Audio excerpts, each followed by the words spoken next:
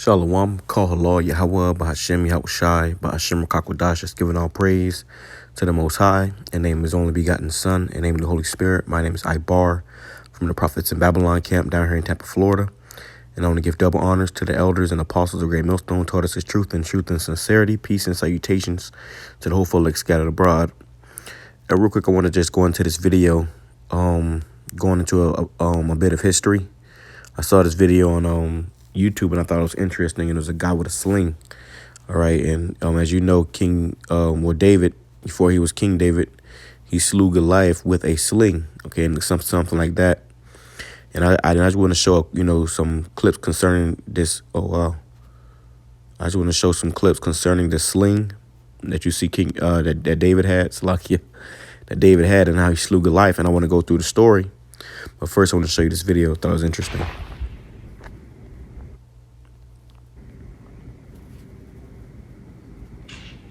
This is why slingshots were so feared back in the day.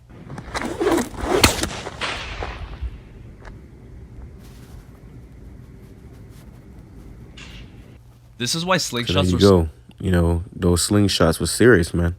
That's how King David, it's like David, I keep calling him, David, who later became King David. Okay, when he was a shepherd boy, he would tend to the sheep and protect the sheep. Okay, feared back in the day. And you can imagine, if an animal came to try to get the sheep, he would have to use this sling. It's called a shepherd sling. Matter of fact, let me grab that. It's called a shepherd sling. This is what it looks like. I looked it up and I was doing some research and I thought it was very interesting, man. But it says homemade cowhide rope leather shepherd sling. It's a shepherd sling. All right, and this is what it looks like. They say you can get it on Amazon for like $10 to $12. Maybe $20, for a good one. And all you do is put some rocks in it. And I got a guy here that's going to show you how to use it, as a matter of fact, too. I got a guy here that'll show you how to use it. And then I'll grab some scriptures. Well, let me grab this first. It says 1 Samuel chapter 17, verse 50, which I want to go back and read a little bit of the story, just so you can get a good idea of, and imagine in your mind. We are supposed to be visionaries. You got to be able to visualize these scriptures. All right. So 1 Samuel chapter 17, verse 50. So David prevailed over the Philistine and with a sling and with a stone. So that's what you saw, that sling and that stone. That's how he, defeated Goliath. It says, and smote the Philistine and slew him, but there was no sword in the hand of David. Right. So David used this lowly weapon that you can get for $10, or you can get this little sling for $10 to $12 on Amazon, and this is what he used to take down Goliath. So let me play this video. This guy's gonna talk about it a little bit. I thought it was interesting. Shepherd sling. I bought this one on Amazon for about $10, and I got my money's worth. Piece. It's lucky. A smooth stone in it, sunk it into the giant's forehead. Pretty awesome story. This is a pretty amazing weapon, and if you've ever used one, ancient battles, Aztecs, everybody used this stuff. This is a very dangerous weapon. It's very dangerous to even practice with. You hear that? He says it's a very dangerous weapon, and I'm thinking about getting one. Just for fun's sake, to use it and learn how to use it. But it's pretty interesting. But the shepherd sling is a lot of fun. It's pretty inexpensive to purchase a shepherd sling. I bought this one on Amazon for about $10. Just a place where you need a tree with the sling, or ricocheting off of a nearby tree. You want to work in an open field with a shepherd sling. If you're going to sling with rocks, I started using rocks day one. River stones, smoother shaped stones are going to be better. I'm going to keep going through it. The loop on my middle finger, and grip the knot with my index and thumb. Put the rock in, you put it nice and smooth, you keep it straight, and then from here you're going to have to determine which method you like to use. Some people like to use the helicopter method, which is what I like to do. You saw that? Some like to do, I guess this is kind of an underhanded type of method, where they release that way, and then I've seen others do like figure 8. For me, the most effective way has been helicopter. Finger in the loop, index thumb holding the knot, get the rock nice and straight, and then get your momentum. Be careful swinging around. Once you get your momentum, stay committed to it, and you're connecting with your target, and you're practicing. You're releasing the knot at the moment you want to let. So let me show you the end when he's There's actually just a lot shooting of it, different things. using it. You start learning different ways to make the object go where you want it. At this point, I just want to show you some examples of me using the shepherd sling. I want to encourage you to go out and buy one. You can get them on Amazon for 10 to 12 bucks, and you can get out and start slinging. This is so much fun. I just want to encourage you, be really careful. Use some safety glasses. These aren't safety glasses, but use some safety glasses, and just use caution and take care, my friend. I hope you enjoy these clips. Hope they inspire you to get out and get it done. Take care.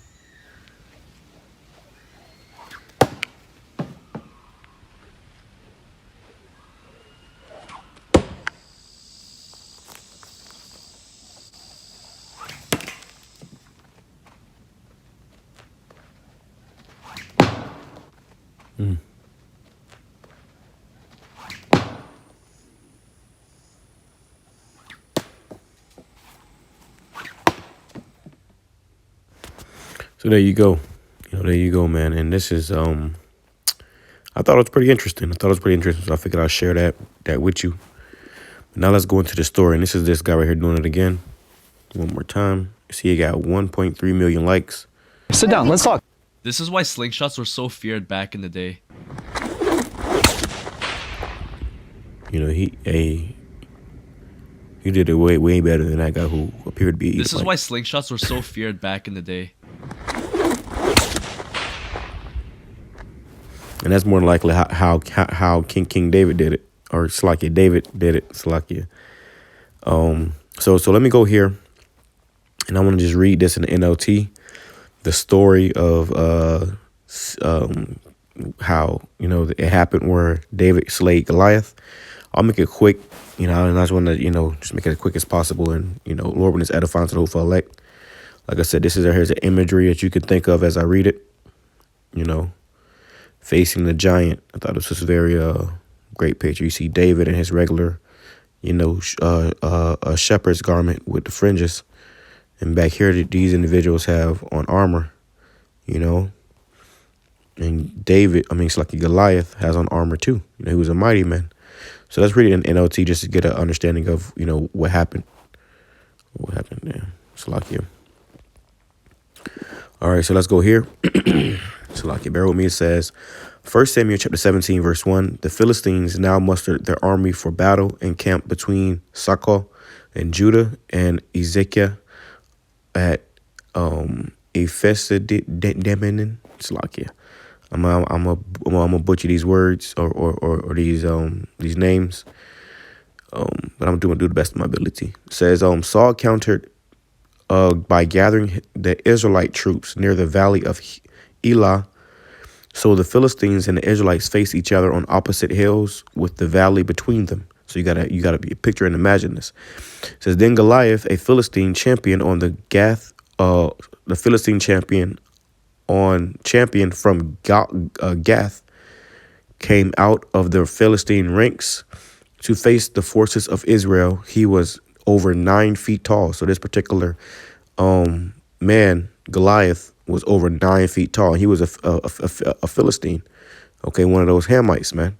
All right, and matter of fact, you believe the Philistines are to be what are they called? Damn. Let me type this out. I forgot the name. I used to deal with a woman that was from there. Let me see if I can. Let me see. Tall Africans.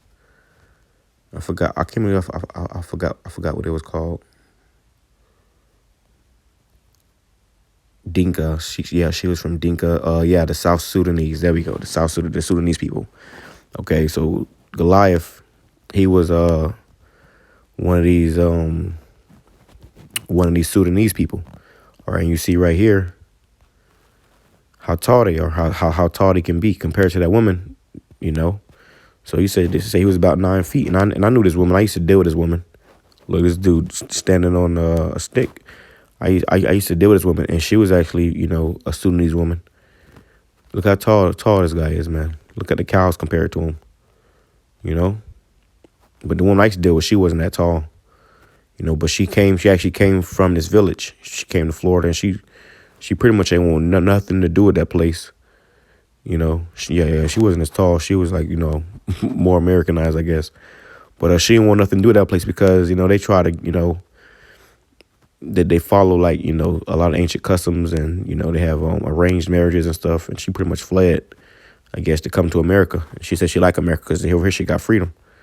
Okay, and I was like, damn. But she pretty much was like a dark skin, but she was a, you know, she was a beautiful dark skin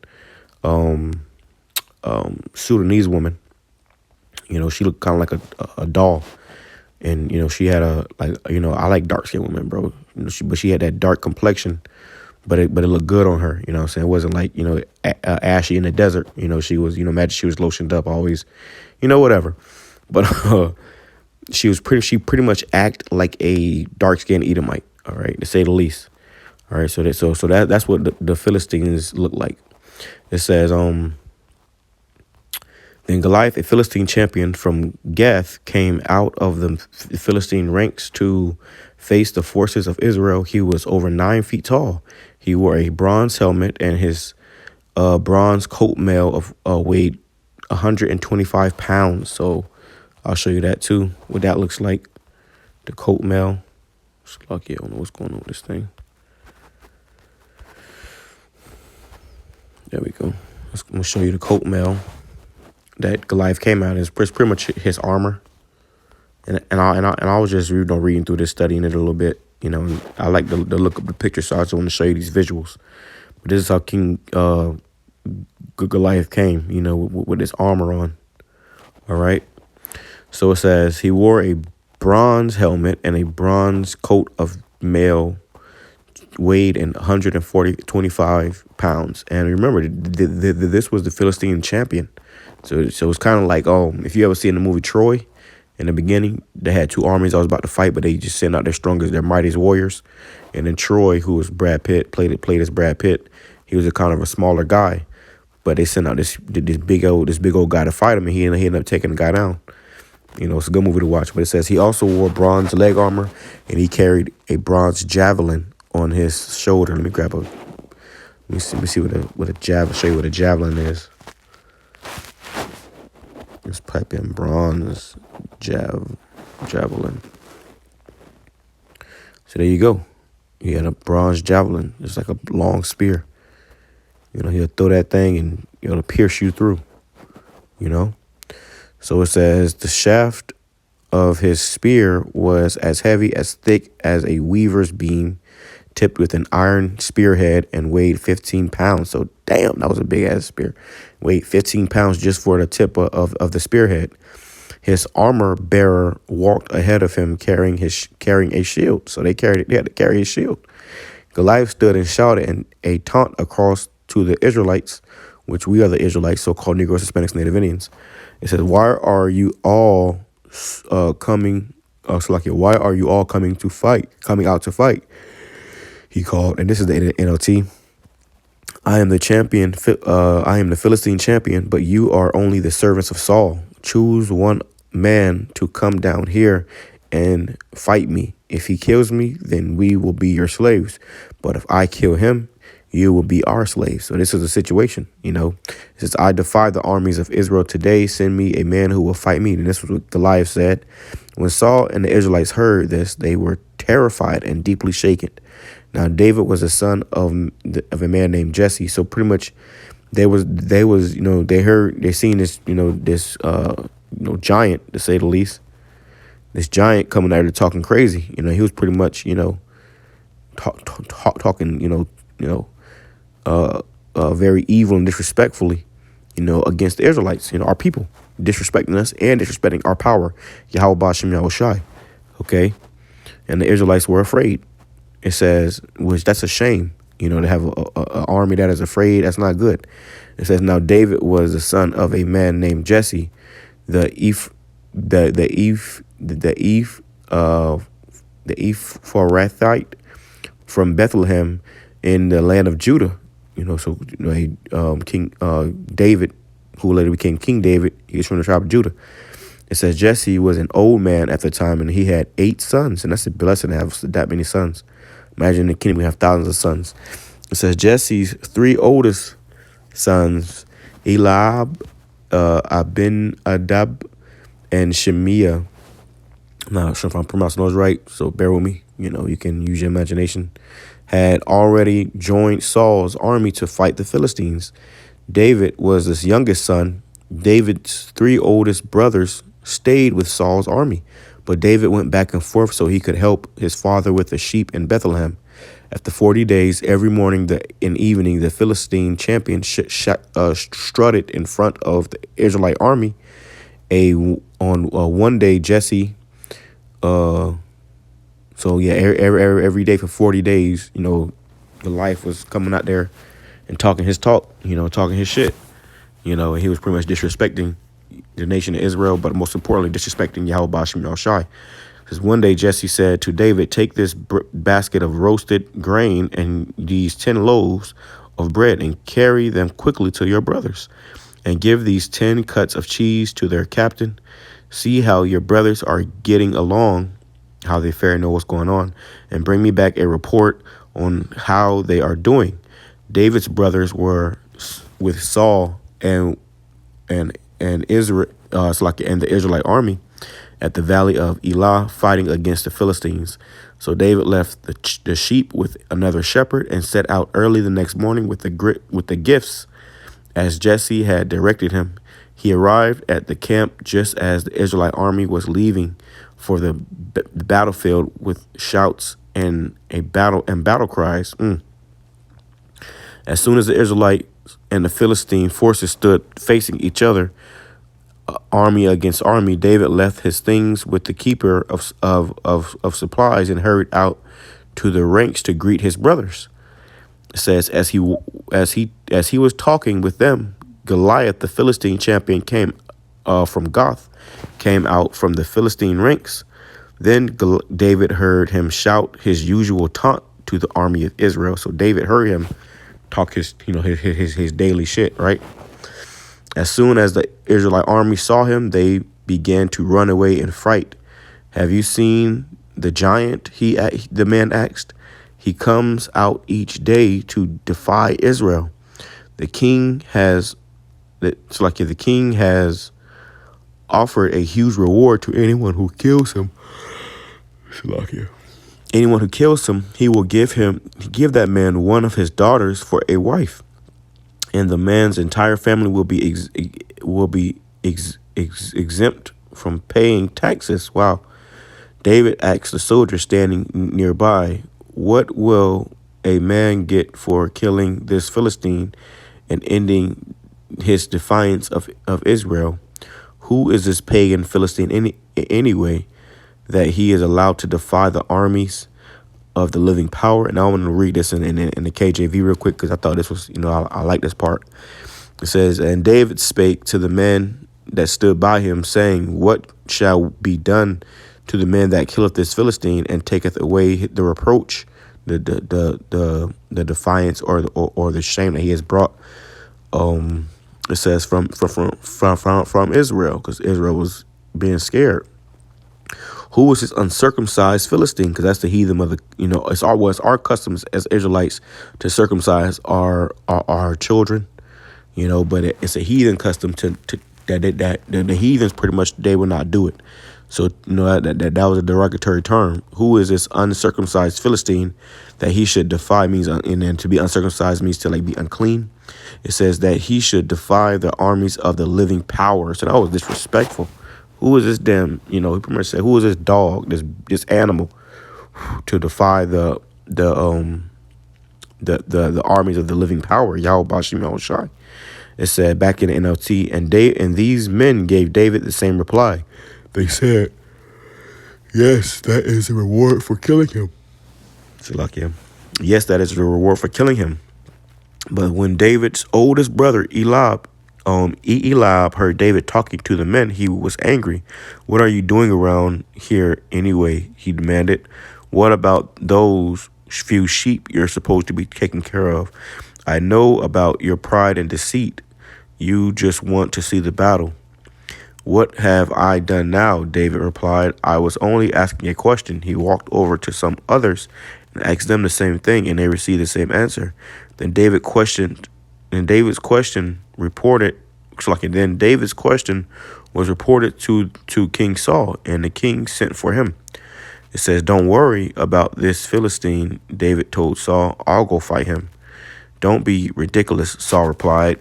"There's no way you can fight this Philistine and possibly win. You're only a boy, and he's been a man of war since his youth." Right? So he doubted David.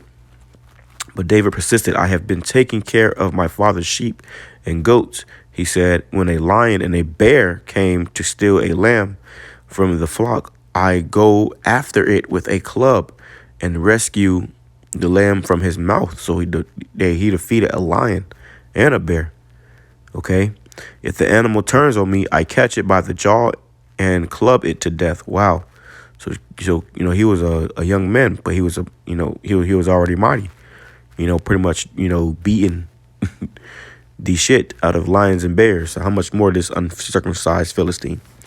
"I have done this to both lions and bears, and I'll do it to this pagan Philistine too, for he has defiled the armies of the living power." So he was the pagan, because they worship false gods, but it said again that uncircumcised Philistine, with which they were pagans. They believed in false gods. They were worshiping false gods, idols.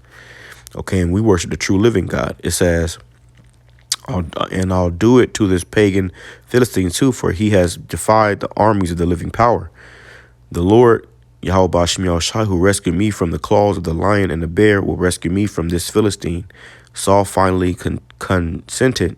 "All right, go ahead," he said. "You may, and may the Lord be with you." Right? It says, then Saul gave David his own armor and bronze helmet and a coat of mail. So Saul was a king. He said, I'm gonna give you some armor, and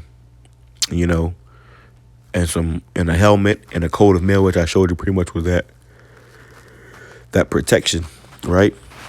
That men of this world need. It says, David put it on, strapped the sword over it, and took a step or two to see what it was like, for he had never worn such things before.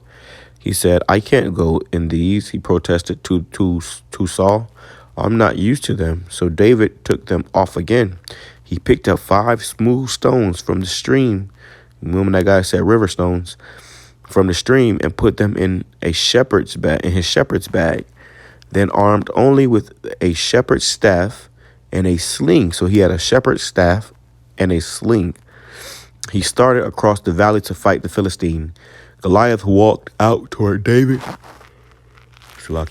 Goliath walked out toward David with his shield bearer ahead of him, sneering in contempt at this ruddy-faced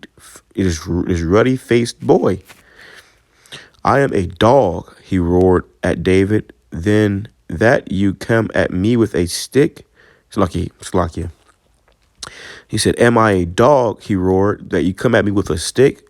He cursed David by the name of his God. So he cursed him by the name of his false gods. "Come over here, and I will give your flesh to the birds and wild animals," Goliath yelled. So he was boasting. It says, David replied to the Philistine, "You come to me with sword, spear, and javelin, but I come to you in the name of Yahawah BAHASHAM YAHWASHI of heaven's armies, the power of the armies of Israel, whom ye have defiled." It's like it defied. All right, so hey, you messed up. You came against them, the armies of the power of Israel, the true God, in the name of your false gods. That was a big mistake. Today, Yahawah will conquer you. Right. Today, Yahawah BAHASHAM YAHWASHI will conquer you, and I will kill you and cut off your head. So David declared this in the name of Yahawah BAHASHAM YAHWASHI. "And then I will give the dead bodies to your men, to the birds and the wild animals, and the whole world will know that there is power in Israel." It's like, that there is a power, a God in Israel, right? Which is just the true and only begotten, the true living God. All right. Yahawah BAHASHAM YAHWASHI, YAHAWAH YAHWASHI. It says, Everyone assembled here will know that the Lord Yahawah rescues his people, but not with sword and spear. You hear this? So you got these guys coming out with guns and getting violent. This is before I do my little video on this guy Chief Ephraim, who looks like a damn Judas goat right about now, trying to convince Jake to go out there and pretty much wrestle with some damn Palestinians, man. This look like a lot of setup shit that's going on. But the Lord said he ain't gonna rescue his people, but not with the sword and spear. This is the Lord Yahawah's battle, and this is a spiritual battle, man. I started thinking about this because when this time does come, because these devils are going out there, these niggas are going out there trying to be agent provocateurs or being agent provocateurs, and about to cause blame against the gospel. When that time does come, this man gonna come down with great wrath, bro. He's setting the stage to persecute and to demonize us. Okay, and this is why the Lord is preparing us for this day. All right, and even though, like I said, I want to get one of these slings in practice, but obviously I'm probably not gonna use that in that day. But we gonna have to trust in YAHAWASHI, which is what led me to actually go into this history. And I don't want to do that. I want to start reading chapters and going into more history as well. Now the main thing is prophecy. We go into a lot of prophecy, but I figure I can align this up with prophecy of when all hell does break loose, and we're gonna have a great fearful looking enemy to fight. Esau's coming with great wrath, and these other nations, man, they come with great wrath, and they're gonna have all type of weapons and armor. And we gonna have Yahawah. That's about it. The closing your back, pretty much, man. You have to trust in Yahawah, and the Lord will give his man spiritual power. But the Lord put his power behind this sling. Okay, so let's read some more. It says, as Goliath moved closer to attack, David quickly ran out to meet him. So David ran at him. He said, reaching into his shepherd's bag and taking out a stone, he hurled it with his sling and hit the Philistine in the forehead. And the stone sank in. So he hit him so hard it sank into his forehead. All right, and mind you, he had a helmet on. It says, and Goliath stumbled and fell down face on the ground. So he hit him so hard with that, because like I said, it was Yahawah behind that sling. That put the force on that rock to pretty much, it was like a bullet. And you saw the first guy when he slung it, on YouTube. If I can find it real quick again. This guy. Sit down, let's talk. Let's see if I can This is why slingshots were like so this. feared back in the day. You heard it crack the sky. This is why slingshots were so imagine feared back in the David day. sling that sling like that right there. Just hit him right in the forehead. So he had to been really good with that thing, man. He said the stone sank in, and Goliath stumbled and fell down on the ground. So David triumphed over the Philistine with only a sling and a stone, and he had no sword. Right, so David triumphed over him. I killed him. In the name of Yahawah. Okay? It says, then David ran over and pulled Goliath's sword from his sheath. So he grabbed his sword from its sheath. David used it to kill him and cut off his head, because when he hit him with the stone, it probably knocked him out. He was out cold. He came up, he grabbed the sword to kill him. It says, and cut off his head. When the Philistines saw that their champion was dead, they turned and ran. Right, so they ran, and they got, It says, then the men of Israel and Judah gave a great shout of triumph and rushed after the Philistines, chasing them as far as Gath and the gates of Ekron. The bodies of the dead and wounded Philistines were strewn all along the road from Shariam as far as Gath and Ekron. Then the Israelite army returned and plundered the deserted Philistine camp. Wow. So they went over there and slaughtered those Philistines, and then they plundered their camp after David, killed their champion. All right, so that's what's going to happen in these last days, to a spiritual sense. In the spiritual sense, man, Esau comes down with great wrath. The Lord's going to have him where, The elect gonna be raised up. The Lord come back, to put his men asunder, and then we gonna have the kingdom. And the scripture says the saints of the Most High shall take the kingdom. It says David took the Philistine head to Jerusalem, but he stored the man's armor in his own tent. As Saul watched David go out to fight the Philistine, he asked Abner, the commander of his army, Abner, whose son is this young man? I really don't know, Abner declared. And this is how families became great back in the day, man. You had men that stood up and against all the odds, and have faith and trust in Yahweh BAHASHAM YAHAWASHI versus those that were faint-hearted. It says,